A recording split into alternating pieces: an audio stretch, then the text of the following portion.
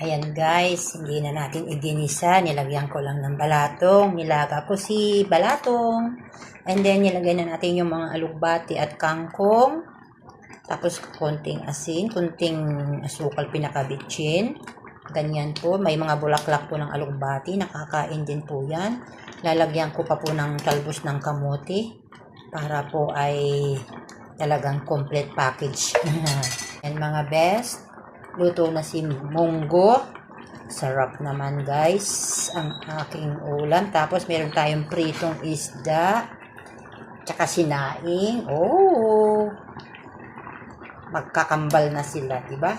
Thanks for watching my gulay-gulay. Naulan pa nga po eh. Oo, tama sa ulan yung aking gulay. Naulan. Biglang naulan. Thanks for watching. Balikan natin. Ayan, lapot na siya. Thanks. My gulay for today.